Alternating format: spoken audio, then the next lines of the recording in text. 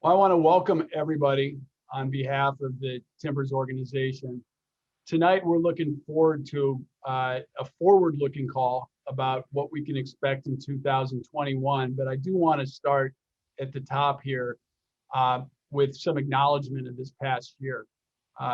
Very, very difficult season year, for the city, for the country, and it's been a trying time for us all. One thing that I can assure you is if there was any doubt about how much we care about our fans, 2020 left absolutely zero doubt at all. I mean, to be in the stadium and not hear your energy, your passion, it's the lifeblood of what we do. And we miss you all tremendously. That's not an overstatement. We can't wait to see your faces again at the stadium. I think there's a lot of very real signs of optimism for 21 right now.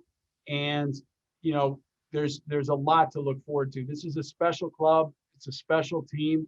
And I also do want to mention MLS is back here because obviously we didn't achieve the end goal of what the group set out to do with putting another star on top of our badge. But MLS is back was a tournament like nothing that this league has ever seen. It wasn't like a U.S. Open Cup where people were balancing a tournament with league play. Really every team in MLS thought there was a very real chance that was going to be the only tournament, we had all season long. Everybody was only focused on the games in Orlando. Every team was healthy. Every team was there and wanted to win it badly. And I believe we had the best team in the league last year, and we showed that with the MLS is Back championship. We're in CONCACAF because of it. To me, that's a tournament that will be remembered for years and years to come, and it's something that makes me very proud. I also want to I talked about how much we miss our fans. I want to thank you all for tuning in and watching the team. For the vast majority of you, we're willing to push your season ticket credit to this year rather than asking for a refund. It's been a very, very challenging time financially for us. I know it has been for many of you as well. And so I want to acknowledge all of you in your willingness to do that. I want to leave as much time as possible as for Q&A. I mean, we always have the season ticket holder events with the team and on the field. We weren't able to do that last year. Right now, we'll use Zoom for this. And I also want to thank Diego El Maestro for joining this on short notice here. And so with that, I will let you go to questions, Colin. Okay, and for those just arriving, please hit the Q&A button to ask your questions. We only have 8 so far. And once I call on you, go ahead and raise your hand. We will start with a question from Bruce Barclay for Gavin Wilkinson. Go ahead and raise your hand, Bruce, if I can't find you here. Okay, Bruce, you're ready to ask your question. Go ahead.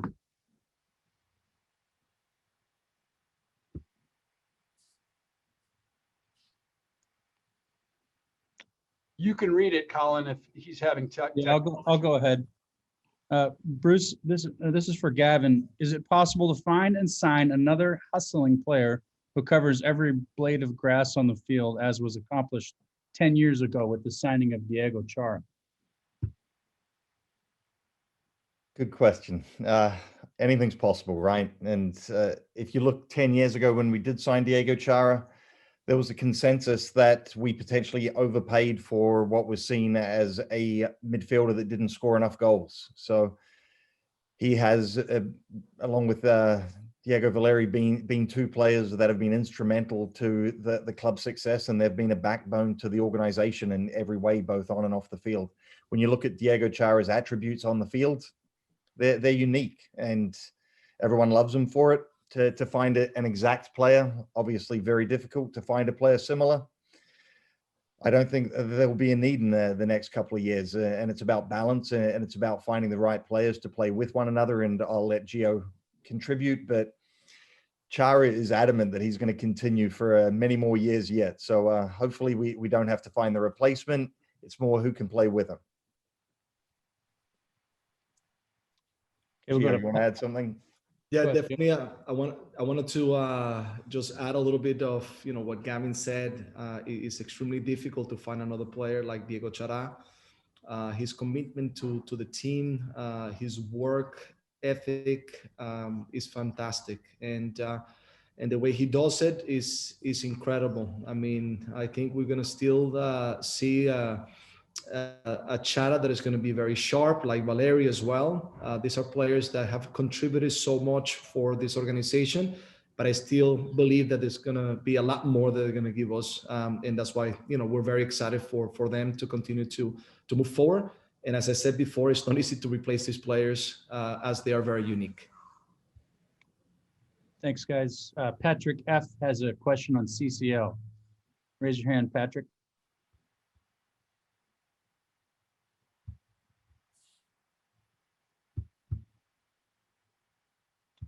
Okay.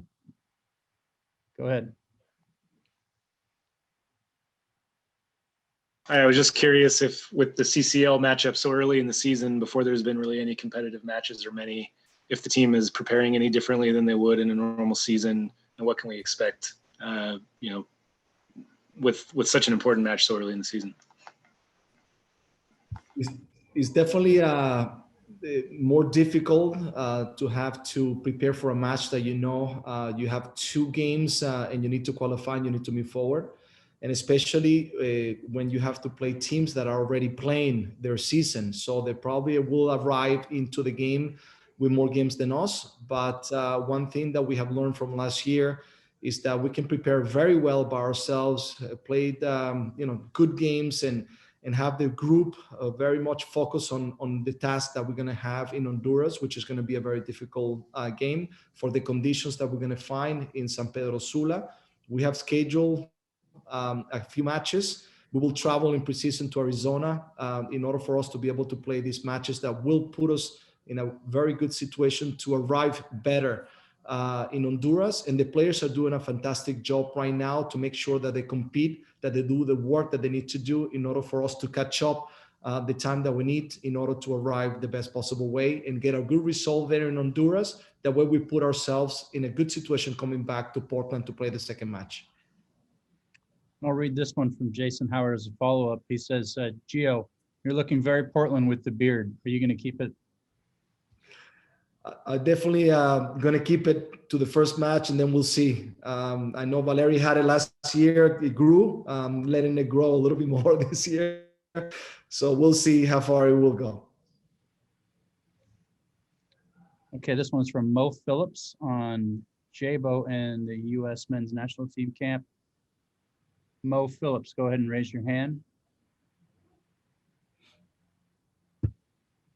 You all set? Yep. Go ahead, Hey, Mo. just curious if there's any insight as to why Jabo wasn't called up to the national, the U23s. If there's a knock, or if you guys are saving him for something special, maybe some karaoke nights with us. I don't know. Just want to know what's up with him. Great question. And Mo, we've been wondering the same thing. It's been a constant topic of conversation between this entire group. And, this is one that I'll let Gio and maybe even Diego Valeri speak about. And they see his qualities on a day-to-day basis. To say the club was shocked would be an understatement. I think the last 2 years, he's proven himself in MLS as a quality player, and he's shown his versatility. He can play as a 9 and he can play out wide, and wherever he's played, he's contributed and scored goals, and he's been part of a winning team and a winning organization. So we're delighted for Eric. We're shocked with Jeremy. And Gio, would you like to contribute? Definitely. I will say, first of all, we make decision expecting that Jabo was going to be part of the team last year. When things got moved to this year, looking at the year also that he had last year, we felt that he's done enough and he's played very well to deserve be part of the national team. This is not something that we decided to keep him here for any karaoke nights, as you mentioned. No, we want him to go to the national team. We want him to perform. That's what we've been working very hard with him. And of course, we want him to do also very well for us. But we intended, that at this time he was going to be part of the national team. We believe in some of the things that we heard is regarding the fact that they view him a little bit more of a number 9, and he's played games as a winger with us. And the reality is that out of our 3 players that we have in top, talking about Niesgoda, Mora, and Jebo, he's the more versatile. He's the one that can play wide, he can play center forward, he can play in different positions. So he's been able to play many minutes with us because of that versatility. But not only that, I remember that for the national team also, he has played always as a winger. And actually we were the team that gave him more the opportunity to play as a number 9. So we believe either or, if he plays as a winger or as a number 9, we believe that he deserves to be in the national team for what he contributes and the type of player that he is for us and for the national team. I have an anonymous question for Diego Valeri. Diego, which player in the league do you believe is the toughest to face? That's a good question. I mean, central midfielder or midfielder. I would say that that Christian Roldan is a guy that is tough to play against. And there's a lot of central midfielders that are tough, but probably because of rivalry and all the, that emotion that has the game, and because Roldan is a very good player, it's very tough to play against him. But yeah, now is the only name that comes to my mind. And in regards to Jabo, actually he doesn't sing very well, but he plays very good soccer. I'm surprised that he's not in the national team too. So just I want to say that, but it's part of his develop as a professional. This you don't only grow up with success and with good moments. With some of these non-calls, you can grow as a player too. And I think Jabo is a very smart guy, and he's gonna keep growing. Diego, you own Christian Roldan. You own him. I've never seen you go against him where you haven't got the better of him. No disrespect to Roldan, who is a great, good player. No, it's a tough guy to face because he's he's good in both sides. With the ball too, he approaches very good in the offense too, and he moves all the time. But yeah, it's the only one because we play against them a lot too. We play against them a lot during this 2020. We have a ticketing question for Mike Golub from Wendy Hillman. Wendy, go ahead. You're open mic.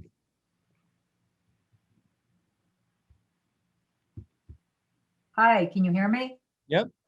I was just wondering, when we read about reopening, Kate Brown is saying maybe going back with 20% in events in the near future, and that would be wonderful, but the Providence Park is sold out far more than that, and I was wondering how you guys would allocate tickets if we're able to get back into the stadium soon. Thank you, Wendy. Yeah, it's a good problem to have, isn't it? All of our season tickets. First of all, on the opening, we're increasingly optimistic that we're going to get approval from the state at the beginning of our season. Thorns open first week in July, and our CCL game is the second week of second week in April. We've had a great dialogue with the governor's office and the governor directly, really since the start. We've submitted our plan, and we're increasingly hopeful that we'll be allowed fans once our seasons start next month. We've submitted a plan to begin at 20% or about 5,000 tickets. And Wendy, the way we're going to handle it is we're going to go in order of your seniority and your tenure as a season ticket holder, and give you the chance to buy seats in the same number that you have in your account. A couple of things to note. One is that this is going to be optional. If people are still comfortable to come back to the stadium, you can roll over your credit till next year or till when we're at full capacity. So this is going to be completely optional. We do, however, believe, Wendy, that we're going to have a lot more interest than we do seats initially. Another note is, Wendy, when your number comes up, you'll be able to buy a seat anywhere in the stadium when we're at limited capacity. That's going to give people a really good opportunity to try new parts of the stadium, sit in different parts that they haven't sat before. So stay tuned, but we're hopeful, and we'll be issuing all the details around that program I described. And let me just piggyback on that, because I'm sure there's a number of questions related to return to the stadium. Our protocol is extremely detailed and extremely extensive. If you just look at the fact that we have an outdoor stadium, largely outdoor, with really bathrooms being the only enclosed spaces, or perhaps some of the club spaces and premium areas inside as well, just by virtue of mandating mask wearing and spacing in the outdoor venue, we think it's more safer than going to the grocery store to shop. That said, we are going to extremes beyond that to ensure safety, and can unequivocally say that if we get permission to open up in April, as we expect to do, it will be safe. That doesn't mean everybody's still going to feel comfortable, but we've also seen throughout the country a multitude of venues reopening for fans with various degrees of protocol, and all have been safe. There have not been issues in the NFL, in college football, with outdoor stadiums and the transmission of COVID. And there's been a lot of testing and a lot of real results and real science behind that. So in terms of our confidence and our ability to execute on a very, very safe, limited capacity reopening, I'm very optimistic. And I think by the summer, with the way the vaccine rollout's going, even more optimistic that we could see some normalcy by the summer. Great. Okay, we'll stay on the business front, and Jeff Brubaker has a question on streaming for Mike Golub. Go ahead, Jeff. Hey guys, my question is, will there be a streaming option to watch games this year? Hey, thanks a lot for the question, Jeff. It's one we get often, and we know it's a pain point for a lot of our fans.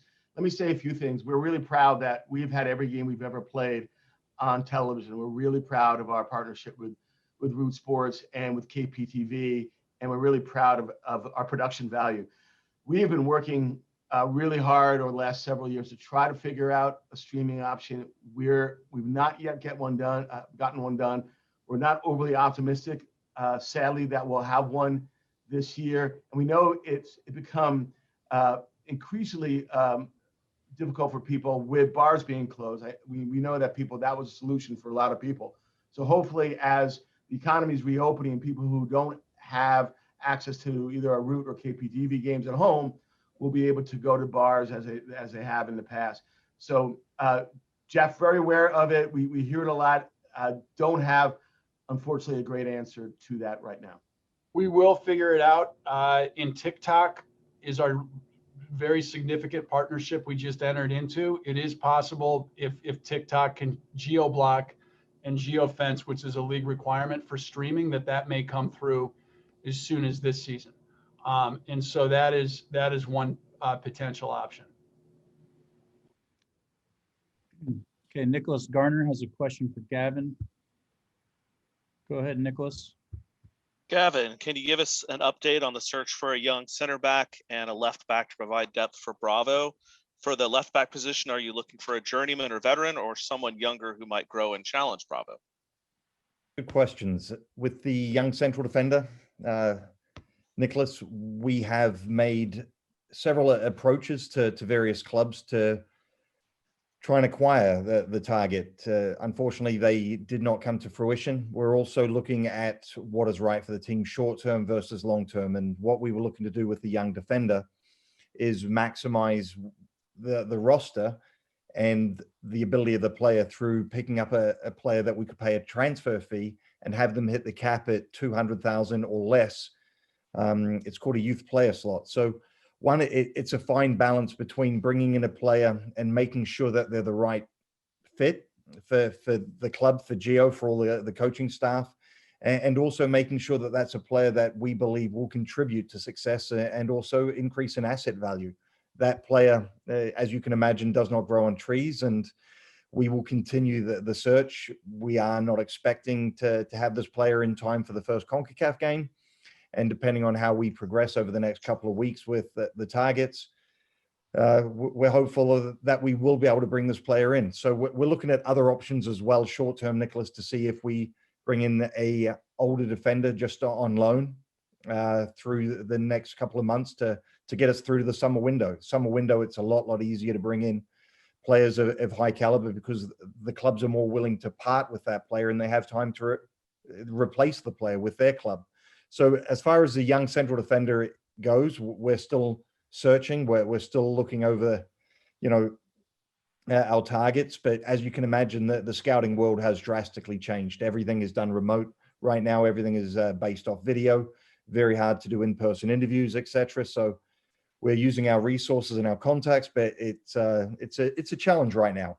And then in regard to the left back, we're open. We have several players in at the moment on trial, and similar to what we did with Chris Duval in 2020, we will monitor these players. We'll follow their progress through the start of preseason and see if they're players that we'll look to add. So we're open to a player that has to fit on a certain cap number. And we're hopeful that player will take up minimal space and provide depth. So we have a couple of options that we're looking at, and we'll let you know as soon as we finalize it. Gio, would you like to add anything there? Yeah, and I think on the left back, you already informed everything that you needed to say. I just wanted to talk a little bit about the young center back or the potential center back that we can bring. We want to make sure that it's the right player for us because we do have right now currently good center backs, and the work that they do is very good. And we have also Zach McGraw that is continued to develop with us as well, looking this year in preseason as a player that can contribute also. So we're not in any rush. We want to definitely get this done as soon as possible, but also we want to bring the right player, and it takes a little time to be able to find that right player. We have, as Gavin said, have made a couple of offers and look at some players, but as of now, we haven't been able to finalize the situation. I have one for Diego from Xenia. Who I will read this for you, Xenia. Will you retire with the Timbers eventually, or will you go back to Argentina?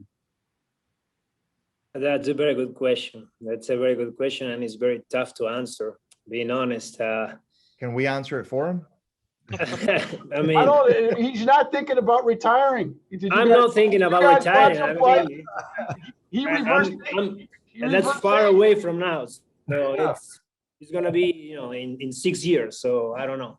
So I don't really know. It's I've been talking with my family, because in my whole career I have made all the decisions for my own, and now maybe it's time to do it with as a family decision. So we'll see. But actually, being honest, at this point of your career, even if I'm not thinking about the retirement, and I'm feeling pretty good. I just want to enjoy every training, every game, every season. So I'm thinking about that, And then when we lift the trophy in December and we lift the CONCACAF, I'll think about it. We're hopeful that if and when eventually El Maestro does decide to retire, which is still an if, because he's one of the players who seems to reverse age, that he will continue to be working with the Timbers or Thorns for that matter, in another capacity. So I would very much like him to continue his professional future after soccer with our clubs. And I also want to testify the fact that he takes care of himself in a very professional way. He's always done that. He not only trains at a high level, but he does a lot of extra work in order to make sure that he can endure and that he can continue to have success. We saw last year how well he played, and I agree. I think he's regressing, in age because he's looking like a very good wine. So I think we're going to see a lot of Diego Valeri. And he'll have to stay in Portland because Connie will be on the Thorns roster before long. Connie puts a lot of pressure on me. That's true. That's true. But I'm very thankful. You all know I'm thankful to the supporters, to the organization, every one of you. And that from since my arriving, I've been treated very well, and that's why it feels like my home, Portland. So it's gonna be a tough decision, but I just want to be focused on playing now. I'm playing good soccer, keep lifting trophies, and then I'll think about it. It's not easy because you show how much you love me and my family, so you all show that. So we'll see. Okay, we have a few on the injury status of Seba and Yaro. So I'll ask it myself. How are they progressing with their rehab? Seba and Yaro. You want to take that first, Gavin? Yeah, I think Gio and I are pushing the performance staff and the medical staff to bring both of them back sooner rather than later. And on Blanco, he's been an absolute beast. I think he's trying to break Diego Valeri's timeline and how quickly Diego recovered from his ACL injury. And it's a competition right now. So Blanco feels good. We have to make sure that we manage him the right way, because based on his personality, we can't let him put himself at risk. So a lot of this is about slowing him down a little bit right now and making sure that the performance staff are strengthening him in the right way. The date that we've been given is mid to late April. And I think we will have to play it week by week. There's constant updates, but he's looking healthy. He's looking strong. And I believe it's around April 20th is his return to play date. And then with Yaro, slow at the start, but tremendous progress recently. We are looking at late June for his recovery. So his injury was a little bit different to Sebastian's and a little bit more complicated, but the progress that he has made recently, we're going to continue to try and push that timeline to get it closer to the start of June. But I know both of them looking forward to being back very soon. 3 worst letters. I know, ACL. I don't even want to, I don't want to hear those letters at all this year. God willing. So hopefully that's the case. But the performance staff is doing really well in helping both, as Gavin said, to recover them. They're very healthy mentally, which is a very good thing. Chara is progressing very nicely. And Seba, if you look at Seba right now, he looks like he can play tomorrow. But we need to be careful. We need to be smart. We need to make sure that we take him step by step. We don't want to pressure him to get on the field because he's already pressuring himself. But I think, it's better to plan at the moment with the strength of the group. And when he comes in, he's going to be an adding factor that is going to make us even a better team. So we'll see him soon for sure. God willing.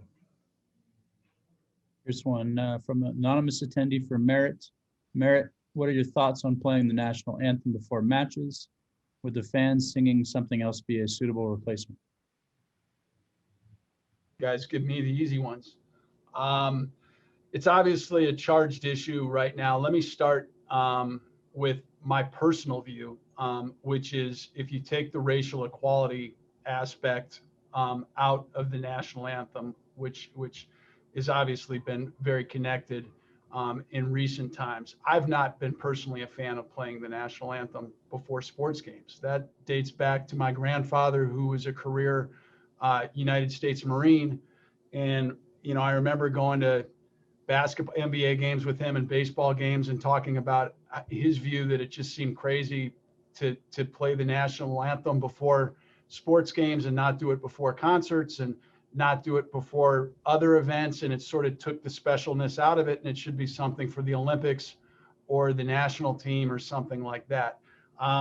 It's a league decision. It's not, it is 100% a league mandate. I am one vote and I can weigh in on it.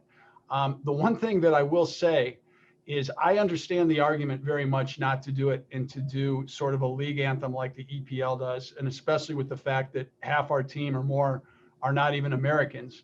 But the Army, when we do when everybody stands and raises their scarves for the anthem, it's one of those moments in our stadium that's totally unique. It's a different experience than any other sporting venue, and it's something that actually is one of the few things that everybody in the stadium does in unity, with the scarves up at the same times, at the right parts of the anthem, that I don't think would ever be the same with kind of a league anthem. And we would lose an element of our atmosphere that's totally unique. I mean, other than maybe Chicago Stadium, the old Chicago Stadium, it's now United Center, with the Blackhawks games in the NHL, when everybody just screamed during the national anthem and you couldn't hear anything. We've got the most unique anthem experience, when people come to our games of anywhere. And I would hate to lose that. So I get all the arguments. It's not something I have a lot of personal emotion about. If people want to kneel, I love it. If people don't want to kneel, that's great too. It would simplify things for the league right now to mandate a league anthem in many ways. But I do think of any of the MLS venues around the league, ours is the one that's got the unique anthem experience that the Timbers Army has cultivated and everybody else has joined on with. And it would be a shame to lose that.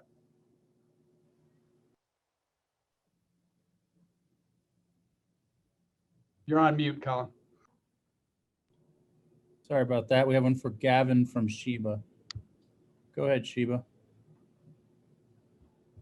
Hi there. So we know that T2 is officially on hiatus for 2021. I was just kind of wondering about T2 and the youth teams in 2022 and beyond. What's the relationship between the academy teams, T2, and the first team? Thanks, Sheba. One of the most disappointing parts about the decision to close the doors on T2 for a year was that it's the first time in a long time that going into 2021 that we had true vertical integration, where academy players were coming in for preseason. We had T2 players coming in 2019, and there was a lot of crossover. Basically you saw first team players getting minutes in 2019, Diego, Chara, etc., coming back from small injuries. We were using T2 in the way that we had always thought possible, and the vertical integration in the club truly existed.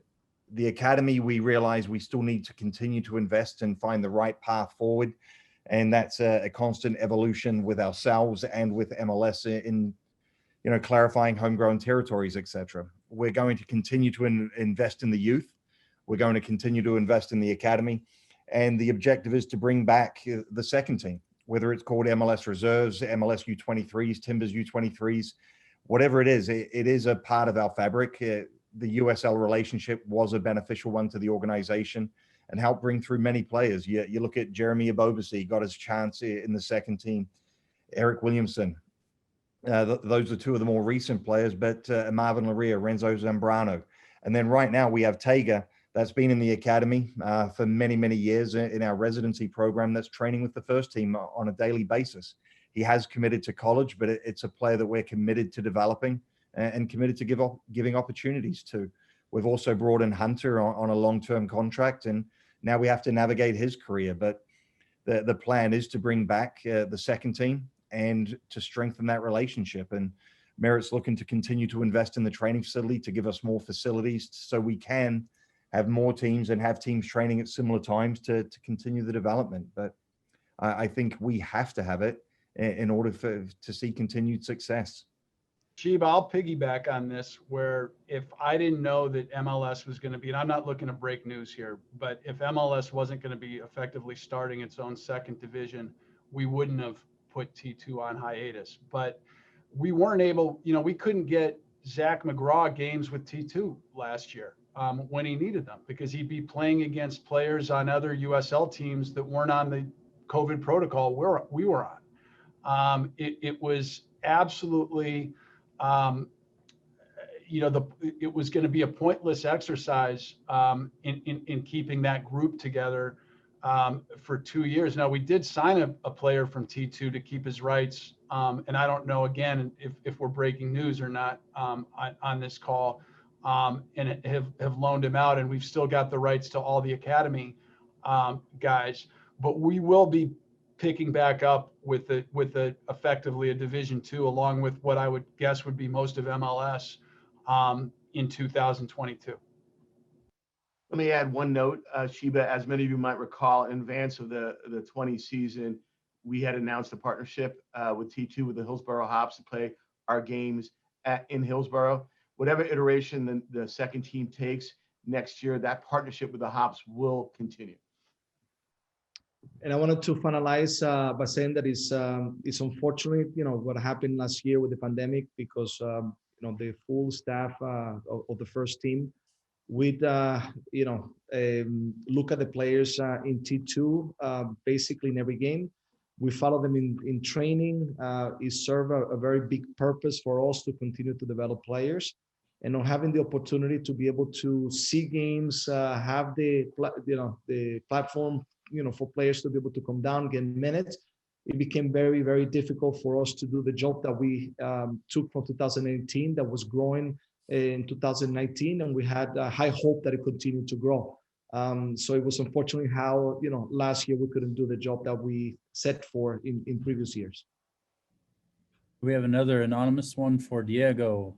Diego, you have already accomplished so much in your career. What is still on your radar, something you want to accomplish? The CONCACAF championship. It's something that I really, really want to accomplish for our club, and obviously it's going to be for the league, because it's going to be the first MLS team that wins it. So it's something that motivates me a lot this season. We have the chance to play it.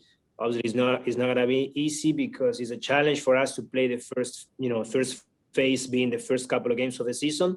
But we are preparing it in an intense way, and we're going to be ready. I'm very motivated personally to make a good tournament and lift the trophy and play the World Cup of clubs. We have one from Mike Golub from Kathleen Fiher. Sorry if I mispronounced that. Go ahead, Kathleen. This question is on the schedule. Yeah, I just wanted to know when the MLS will announce the schedule, and will it be limited to predominantly West Coast teams like it was last year? Yeah, Kathleen, the league should be releasing the schedule probably the third week in March. A few things to know, though. At one point, there was thought that the league might release in sections like we did last year. That will not be the case. So we'll get an entire year schedule released when it happens in the third week in March. It's likely, Kathleen, that the initial part of the season will be in conference against regional opponents, a bit like early the second phase of last year, but we think that regional radius will extend to some other teams beyond the ones we played so frequently last year. And then in the second part of the season, it'll be open to, we'll be making longer trips and playing out of conference.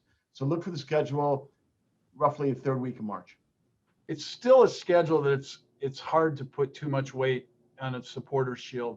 Not that we all wouldn't enjoy putting that trophy up as well, but it's just not going to be anything close to a purely balanced schedule still. It will still have some COVID impact on it, but it should be more balanced than to what 2020 was, which I thought completely rendered supporters shield. It didn't mean a lot to me last year. Teams went through a lot, but I mean, MLS is back is a much more important trophy, I think, than arguably even than MLS Cup last year, although it didn't get the star. And Nicholas Garner has a question for Gio about preparing for opponents. Go ahead, Nicholas. Hello, Gio. How do you do opposition research on opponents before matches without giving away any secrets? Like, how much of your preparation is about the Timbers playing their own game as best they can versus making roster formation and tactical changes to counter specific opposing players and teams? That's a great question, Nicholas. We have our style of play, we have our principles, and we've been working since 2018 to arrive to a place in which last year we saw our team play more the way we want to play, and we want to continue to improve this year. So we'll continue to work on our own in who we want to be, in the style of play that we want to play, and now we need to fix some of the things and that we need to in order to be a stronger team. But while we're doing that as well, we have to concentrate in the opposition as well, and different teams that we're going to play against. And we do a great job scouting in order to know the opposition very, very well, and make adjustments without the ball defensively, what we're looking for, what we want to do, where we're going to pressure, how we're going to play without the ball. But then mostly is what we're going to do with the ball. And we do a lot of pattern plays. We make a lot of movements. We look for certain, things prior in the week before we play these teams, because we see some areas that we can take advantage of. And we want the players to not only see it on the videos that we show them prior to the matches, but especially on the field, feel the areas that they need to be part of and be able to unbalance the opposition in that way, with our style of plays always being the most important part. But we have seen a lot from Marathon as of now. They have been playing on Wednesdays, Saturdays. We know a lot of their players, their coach, how he plays. And little by little also in the things that we're doing right now, we keep that in mind to make sure that we don't waste any time in preparation to try to arrive there to Honduras in the best possible scenario. And I have to say that the players, especially after last year going through so many Zoom calls and all that, they have the pictures very clear. They're very good at asking questions. That's one thing that we have done really well. When there's something that they need to understand better, they're not reserved to come and ask, and there's great conversations that go on in order for them to see the pictures that we see as the staff want them to see. And it's been very, very good. We have one from Keith Palau for Gio and or Gavin about the younger generation of mids. Go ahead, Keith. Sorry, I'm muting. Hey, Gio or Gavin. How do you see the younger generation of mids shaping up this year? Do you see anyone taking a big step forward? Are we talking the Diegos again or different young players? There we go. New generation. Gio, you're best to answer this one. Yes, no, definitely. Great question. First of all, the young players that are on the team now, they're progressing very well. We have put in place this year an individual program for each of them while they're getting better as a team in what we want to do in our principles of play. Also, we have recognized some areas that we can improve them individually, and I have my coaches that are in charge, some in the attacking area like Miles, the defense area for Carlos. Shannon have a specific roles that he has, and we are going to start meeting individually with players to make sure that we go over those details to continue to make them grow. But we see now their maturity, that we have seen how much they have grown, and part of that maturity is being credited as well to players like Valeri, like Chara, like Mabiala, like Clark, because you can see also at all moments, for example, today in practice, Valeri next to Bravo, just talking to him, giving him instructions, speaking with him, making him feel comfortable. And this is what has happened and transpired in these past years that we've been here. They've been very important as well, Chara and Mabiala, to talk to those players in order to lead them into becoming better players. So it's an effort from everybody. We recognize the future. And the good thing is that they're going to be added still to the good times that we're going to get from Mabiala, Chara, Valeri, because they're going to continue to endure as they showed us, of now. And for us, the new generation is going to be very important in the next few years as well. We were talking today, Gio, about some young players you're looking, exciting about. I don't know if you want to specifically name any, or if I'm putting you on this spot or not. No, like guys like Blake Bodley and I won't name, but yeah. No, it's perfect because we have some players that have grown in the past few years, like Loria, Eric. I mean, we saw a tremendous year from Eric last year that showed also his quality. But now we have new players like Valeri, as you mentioned, that are impressing that are showing so much in practices, and not only that they're showing that they're hungry to compete, they're showing quality and they're showing versatility as well, that they can play in different positions. Zach McGraw, after last year, he came back slimmer, stronger, with ideas clear. We see also the maturity part of his play. Now we have also Hunter, who's in goal, and now he's training with Memo and all the goalkeepers. So it's exciting to see these players, and Tega is in the mix as well, as Gavin mentioned. So this is the evolution of the team, the future, and we're very excited for it. I have one for Diego, and this may be answered by Gio as well. What kind of things do you say and do to be a cultural ambassador, coach, and leader in the community, in the locker room, and on the pitch that supporters may not be aware of? So how was it? Can you repeat it, please? What are some things you do as a leader in the community, in the locker room, and on the pitch that supporters may not be privy to?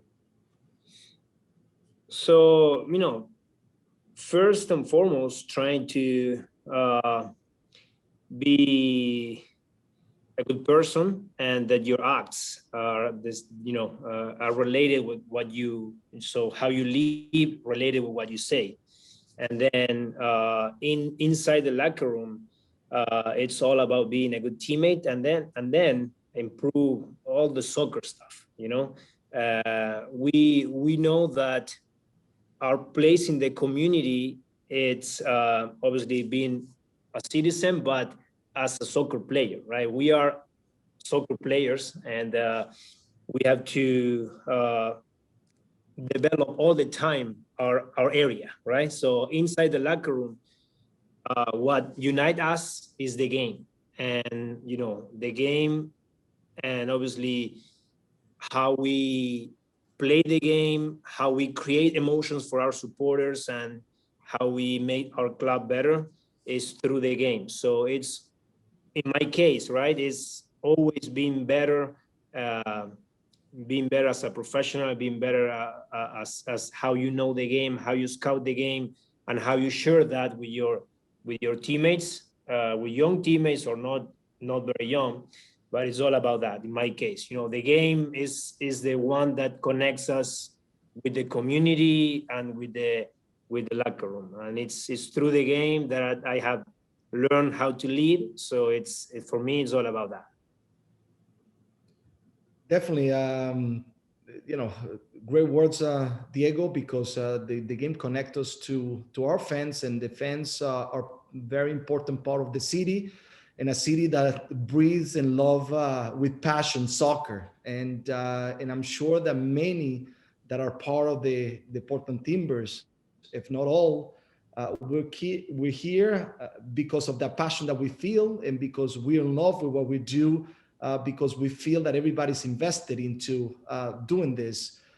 In that connection, we feel it all the time. And what we try for sure is to make sure that we create a culture in which we understand that we're an example as well, and that we can go, as Diego said, in a very professional manner, being ethical, play the game the right way, just trying to make sure that besides trying to bring happiness to our fans, and especially in years like last year, in years that are difficult, also we want to be a good example, hopefully. And we're not perfect, but we strive to try to do that. And what I can say is that we have an extraordinary locker room.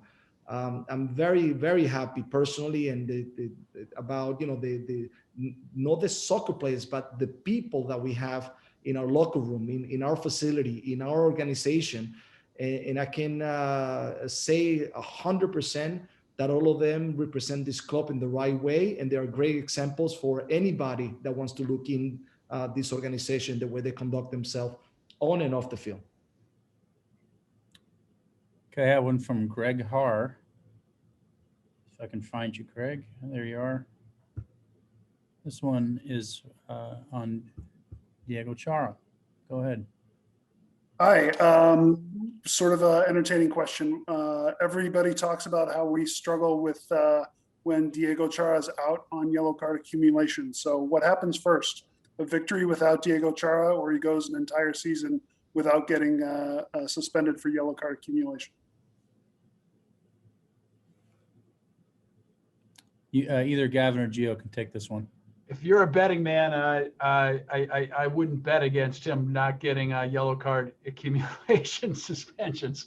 I think he's the all-time leader in MLS on yellow cards, isn't he? Somebody, I don't know if Mike Donovan's on the around, but so we need some stat person to tell us that. Al Beckerman. So we all know that Chara is misunderstood and that pro get every single decision wrong. And I've never seen a yellow card he's deserved. So, but with saying that, I think we've grown as a team. I think the depth of the team is there. I think the pieces, the players have been moved around and we've got more maturity. I think when we miss our key group and the players that have experience and the leaders, there's a natural adjustment that we do make as a club. And I think Gio and his staff and the other players have made great strides in that. And whether it's a transition or whether the club is evolving, I believe that we have had results without Diego going into tough places, and that the group is very aware. And as you've seen, when we went into MLS's back, while Chara featured in every single game, there were other players that stood up and took the weight off his shoulders, and they contributed. So I do believe that we will get more and more wins should we need if Chara is not featuring.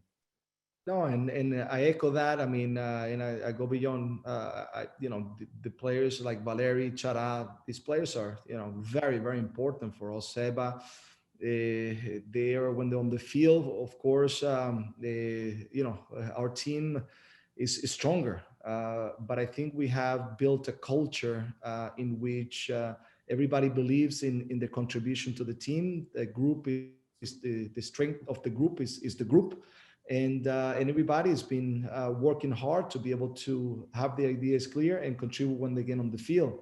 And even though these players that I mentioned before have played so many matches, when we have some players that come in, they put the same amount of work to try to make us successful. And I think this is a healthy mentality of a club. But, it's definitely difficult to be able to sometimes not have these key players on the field, because they do make a big difference. There are a couple refs, a serious part of the question, and Diego Valeri can tell me if I'm crazy, but who do have it out. I mean, any center midfielder is going to foul tactically and foul smart, and Chara does, but he's gotten more BS yellow cards, late in games that aren't even persistent infringement. Those are a little bit frustrating. There's when 2 or 3 refs are doing the game, I say to Gavin before the game, he's going to give Chara a yellow card, 100% guaranteed. Whether or not deserved. Sure. Yellow cards are part of the game. For the mids, they have to tackle. They can make some tactical fouls. But what I'm seeing is sometimes in my experience, not only here, in different leagues too, with guys like Diego, that they are all the time on the playmakers, right? I think that sometimes they protect themselves, right? Because they put a limit on how hard is the tackle, how many. So it's the way the referees sometimes put a limit on the D-mids, right? And trying to, let the play a little bit being easier for them, the game, right? That's my feeling, but it's normal for me. Defenders, D-mids, they have to. Obviously, you don't want that because sometimes you get suspensions, but it's the way at this professional level it has to be like that. And it's true, Diego. The defensive players, they're there to help defending, and sometimes these yellow cards are important. But I'm going to go beyond. I think is the way people have viewed him, always in the talk of yellow cards and defensive disruption, but very little of the quality of his play and how important he is on the team with the ball in us to build the right way. And that's what I am sometimes amazed how, this conversation is no more related to him and it's more constant about this disruption in the yellow cards, which is definitely part, as we said. But I think there's so much more from Diego Chara that he contributes that is left a little bit to the side. And that's why I was so glad that he was finally able to make last year the MLS, group and best 11 and all this, which I think he deserved for many, many years ago. So that's, I think, for me, very interesting. Okay, PR whiz Kevin Acevedo comes through with the stats. Kyle Beckerman has 123 yellows. Chara comes in second with 87. Saba's favorite guy, Beckerman.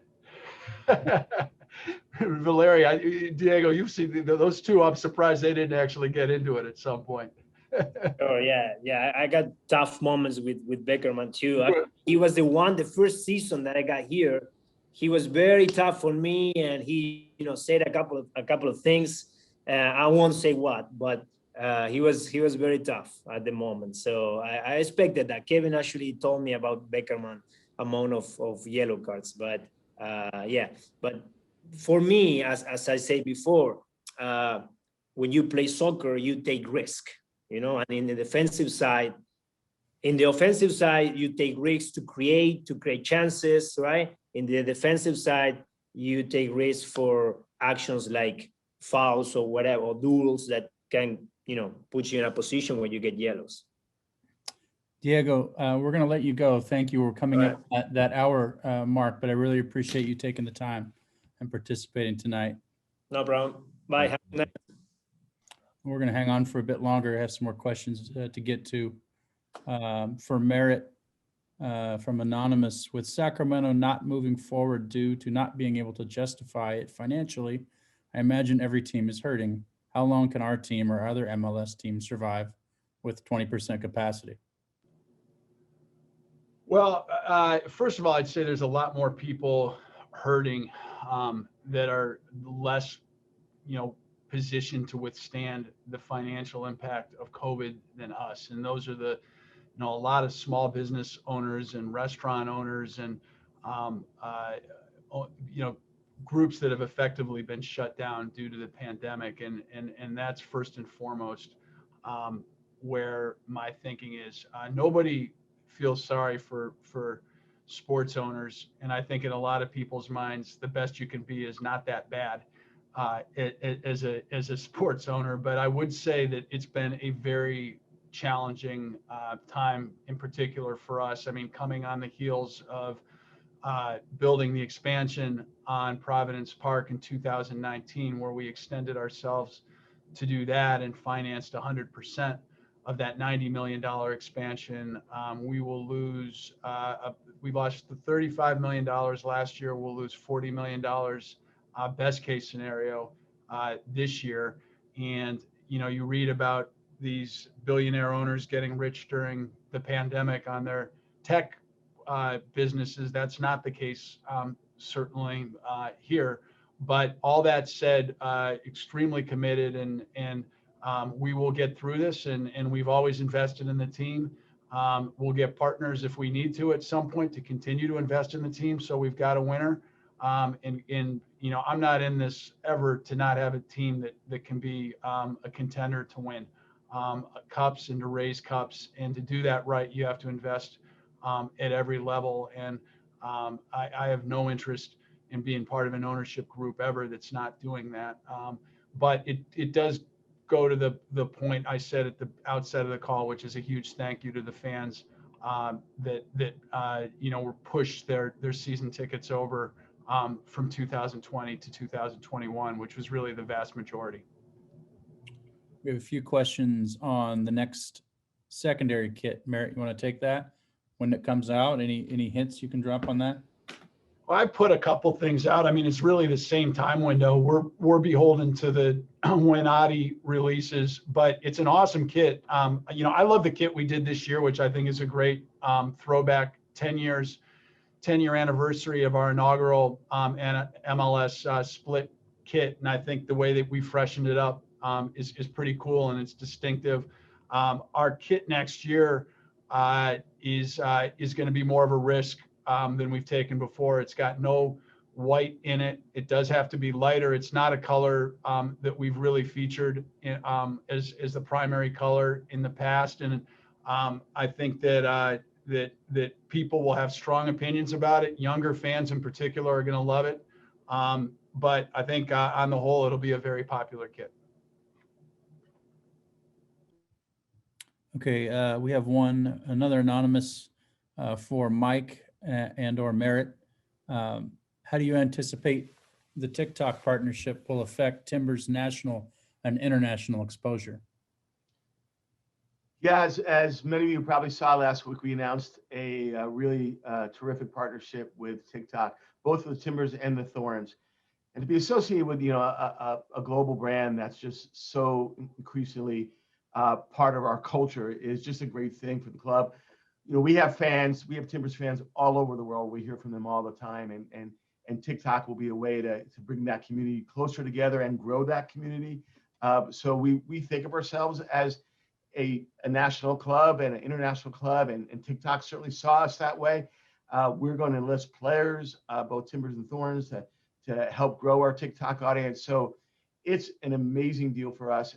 You may have seen in the announcement, they had only done one other team deal of any kind in the world. That was with the New York Yankees. We were the only second club anywhere in the world in sports. And it's real testament what they saw in our club, in our fan base, in our reach, and in our potential. So just a really amazing deal, particularly in this environment.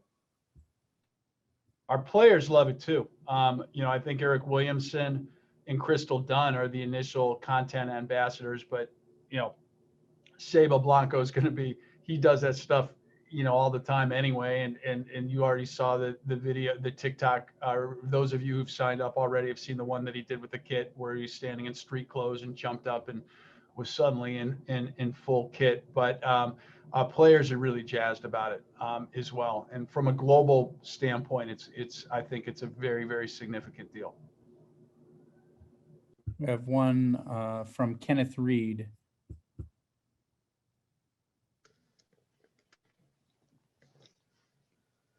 Yeah, good evening from the East Coast platoon. It's almost past my bedtime here, so thanks for taking my call. Hope all of you are well. I had a question that's related, I suppose, to the collective bargaining agreement, but specifically with airline charters. Is that something that's going to be continued for away matches for league and tournament as well? And related to that, does MLS centrally help you with that? Is it a cost that's subsidized, or does the club have to endure that cost and figure out suitable airline carriers as well? It's going to be charter travel. The league centrally helps us with that, but ultimately, like with any league, the clubs ultimately bear the cost. But that's I think the plan.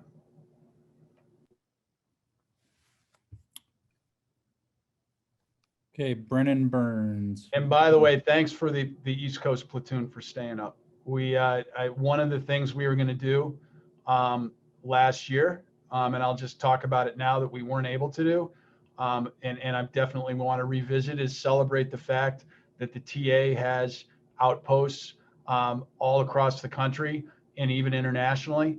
And we planned on flying in on our cost fans from Japan, from England, from the East Coast platoon, all for a Timbers game here in Portland, putting them up and kind of having a celebration of all the different satellite aspects of the TA. COVID, had other plans, with that. So, that's one of the many things I'm looking forward to revisiting when we get back to normalcy. I have a question from Brennan Burns on CCL fan attendance. Go ahead, Brennan. Yeah, thanks for having us tonight, guys. Just wanted to ask if there's any opportunity or possibility that there'd be fans in the stadium for that CCL match against Club Deportivo Honduras in April. Yeah, Brennan, our plan that we submitted to the state that we're seeking approval for, and we hopefully should hear in the next couple of weeks, anticipates our first game being the Thorns on April 9, and then the CCL match the following week. So obviously dependent on getting approval from the state, But as we mentioned earlier in the call, we're increasingly hopeful. And if so, the first game back with fans would be the Thorns, and then followed by our first CCL match at home. Okay, we have a few regarding grass, so I'll just ask it myself. Are there any plans to install grass or a hybrid to replace the current turf? Something we've looked at and had planned to do at the on a different timeline, again pre-COVID. But the first thing we have to do there is, for grass to happen, we need to expand the practice facility, add another field, and be able to move the Thorns full-time out there, which is something we want to do.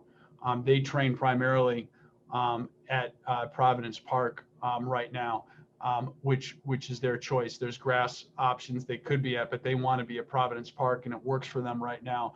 But we couldn't have a grass pitch at Providence Park and have them training here every day. There's still other issues, but it's related to drainage and artificial light, and the fact that we've got a sunken bowl and a couple things related to Tanner Creek that provide complications. But I still want to have a grass pitch ultimately here, and Mike is working on the training facility changes that we need to make that even something that's on the table. It's not until those training facility changes are made. I have a question for Gio and Gavin from Harry Mayfield. Go ahead, Harry.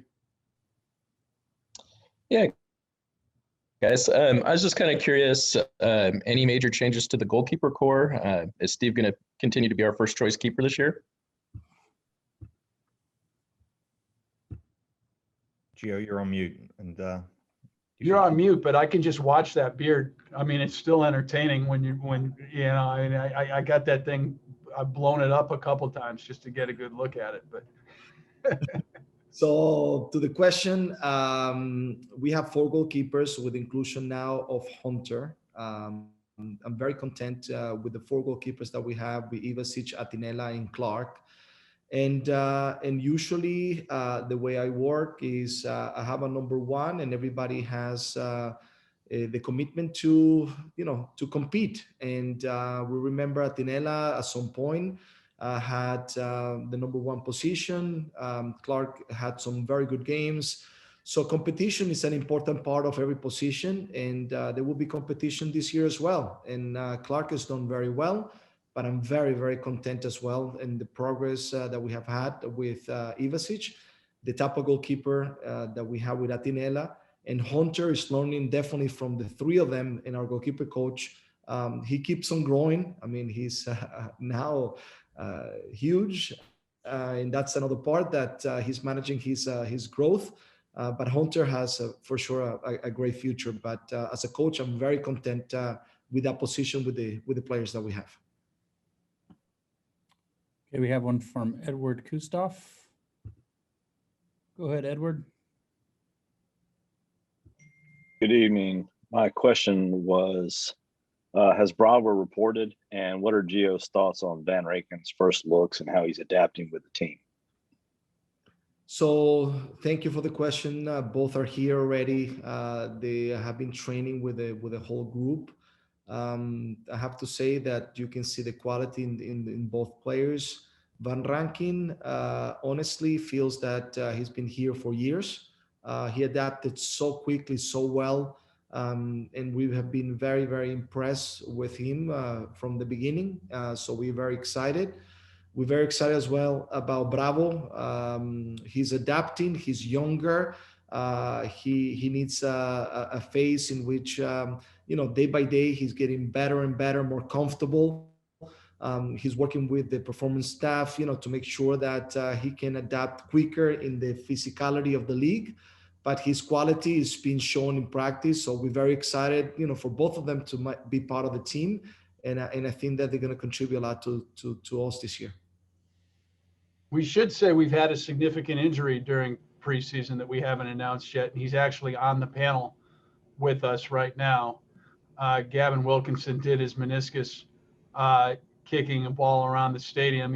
As a player, he never had significant knee injuries, but he tore his MCL in one knee last year, and he did his other meniscus this year. So Gio, you've lost a member of your staff games right there. I think he's going to be on the DL for a period of time. And as you would say, God willing, let's just hope that's the only Timbers related injury. It's been a big question, how we're going to, be able to now do without him in the staff games as the team has been winning every single match. So right now it's going to be very tough. We've been making some offers of big time players to replace him, but it's been very difficult. No one wants to take his spot because it's been very tough. The thing is, though, he doesn't move that much anyway. I mean, he's so slow. Does he really need the knee? I mean, he can kind of sit there and knock people over, which is. All right, next question. Okay, we got time for one more. We'll go with Brandon Lasowski. Go ahead, Brandon. Gavin, I'd just be curious, do you envy the lush rug that Coach Gio is able to wear on his mug? We could redirect that to Merritt and Mike and Colin, but I think that would be inappropriate. But even if I was to grow it, it wouldn't look that good. The face would ruin it. So yes, I'm envious in every way possible. And I'm interested to see how long he's going to keep it, because you will catch him during trainings and he'll fidget a little bit, but I'm sure his wife is looking forward to him getting rid of it. But he does look very Portland. Long and gone are the days where Gio was carrying an umbrella around Portland. Now he actually feels like he's a part of this place and lives and breathes it. But, he does look good. She's been supporting my wife, the beer, because there would be no beer without her support for sure, 100%. But for me, it's something new, and it's adapting me to Portland in some way. But we'll see how long it's going to continue to grow. It will be very interesting. I bet it wouldn't have had any white in it before the extended road trips that you had in 2018 and 2019. And then when you added COVID on top of it, you almost look like Santa Claus a little bit. I mean, it's I think so. But one thing for sure, it will not grow like Nat Borch's for sure. That will never get to that, measurement for sure. That's way out of my league. Colin, can I just touch on one thing? Absolutely. There was a question there about recruiting big time players to Portland, and can we do it? I would simply say that it comes back to Merritt and his initial comments. One of our biggest benefits of being in Portland is we're a very, very relevant team with tremendous supporters. And we sell out every game, and the fans are passionate and they're invested.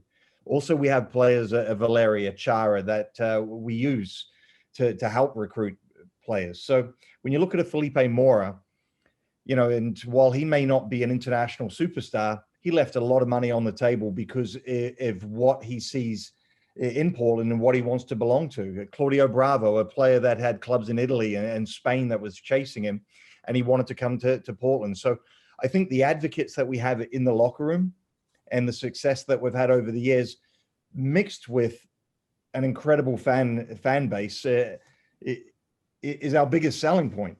That and the fact that we continue to evolve, we continue to get bigger and better on and off the field. So it's a great question, but I think the fans, we have to go back to obviously getting everybody in the building. And that is a massive lift for everybody involved, everybody in the front office, all the fans, all the players. And I think when we've got that and it's ticking over and we're winning, it's the biggest recruitment tool we've got. We're not, if your question is more, would we sign an Ibra or a Falcao or somebody who's a real name, again, they need to be a player who we would feel, even though all those players clearly have unbelievable quality, still have some of their best soccer ahead of them and can't be, I think, on the very final years of their career. We were serious about pursuing Fernando Torres at one point early, and I think Gavin, we made a real offer there when he was younger and healthier to come to Major League Soccer. I don't know if that was ever out in the rumor sphere, but that was a guy that we were serious about and had a big international name. Obviously, he, I think, probably, without disparaging him, he's a great player. It was best that, I mean, his career didn't continue to go up. But, there've been a couple other players that you might call name players that we've actually had real conversations about. But, I don't think if Messi comes to MLS, it would likely be to Portland, although I'd like him to come to MLS. But I'd also say never. I mean, if there's the right opportunity for the right player, where we felt like, even if it was a really, really significant investment, it could make sense. I would not rule out, a bigger name. And we've made Valeri's a big name now. He was the league MVP, right? I mean, and I remember when we didn't sign Mick Stiskerud, we had people upset and saying, "Who's this guy who failed at Porto?" And comments about, "Oh, my cousin was a fan of Lanús and doesn't think that this guy's got any quality." So, I think that he's very much one of the big stars in MLS. No, and definitely, Gavin, that's one area, and you cover well with the big time players. But I think also one thing that is important, what Gavin said, is of course, many times when you do scouting and you talk to players, you hear many times, that they're very interested in going to New York and Miami and LA. But it is great to see as well how much interest there's been, for many people that we have spoken about what Portland is in relation to soccer and what they know about our team. And many people have been very keen on wanting to come here. So the popularity not only is domestic, is very much as well now international. And that has helped to make sure that we can close some deals, as Gavin mentioned, Felipe Mora, who came first here because he heard about the city, the club, and after being here, he was convinced that he wanted to return, even if he gave up some money to make sure that he came here with us. And that's outstanding from some of the players that we have. Okay, we're running up against it, so we're going to wrap up the town hall. Thanks everybody for taking the time tonight.